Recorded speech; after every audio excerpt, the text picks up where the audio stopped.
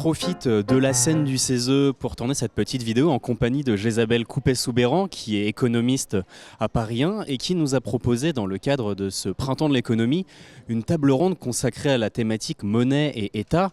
C'est un printemps de l'économie qui a pour terme action publique, nouvelle ère, nouveaux défis.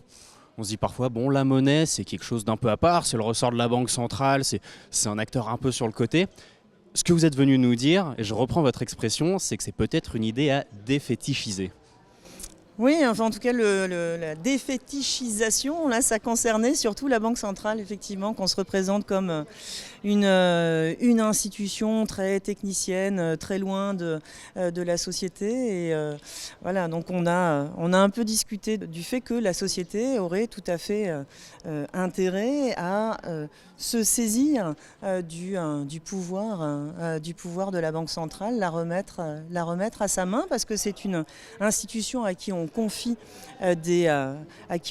des missions, et à la société de bien choisir les missions qu'elle confie à la Banque centrale. Il y a des vrais enjeux en termes d'action publique, d'autant plus peut-être dans le contexte actuel où les réflexions foisonnent sur le sujet.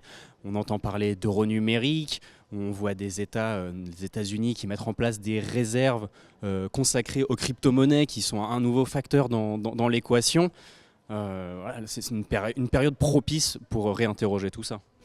Je crois qu'on vit vraiment une période de transformation monétaire, en fait, depuis pas mal de temps au fond, parce que quand les banques centrales ont été très mobilisées pour gérer les crises financières et sanitaires, elles sont allées jusqu'à changer leur façon de créer de la monnaie centrale. Elles ont acheté des titres massivement sur les marchés. Ça a changé leur façon de créer de la monnaie, ça a changé l'accès à la monnaie centrale, ça a permis à des investisseurs financiers non bancaires d'accéder à la monnaie centrale. C'est d'ailleurs pour ça que le système financier a continué de se développer énormément. Donc ça, c'est une transformation monétaire importante. Il y a eu d'autres transformations monétaires avec, bien sûr, l'arrivée du Bitcoin et des crypto-monnaies qui ne sont pas véritablement aujourd'hui encore des monnaies alternatives. Ils se sont assez facilement fait aspirer par le capitalisme financier. Il est vrai qu'on peut davantage parler d'actifs spéculatifs que d'actifs monétaires. Pour autant, il y a bien quand même à l'origine du Bitcoin et du développement des cryptos, il y a bien une forme de défiance à l'égard du système monétaire contemporain et une volonté de créer une monnaie alternative. Donc ça fait partie des transformations monétaires. Et si vous voulez, moi je suis convaincue, et c'est quelque chose qu'on avait développé avec mes co-auteurs dans le pouvoir de la monnaie, que l'institution monétaire, c'est un profond levier de transformation de la société.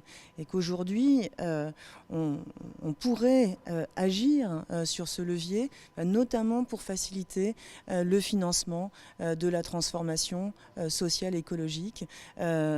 Et d'ailleurs, alors c'est plus tellement de financement de la transition et de la transformation sociale et écologique que l'on parle en ce moment. On entend beaucoup parler en fait du financement de l'effort de défense, mais là aussi on va sans doute être obligé d'aller chercher des solutions sur le plan monétaire, parce que les contraintes budgétaires, même si on les desserre un peu, vont pas pouvoir être desserrées complètement. On va avoir besoin de mobiliser la Banque centrale.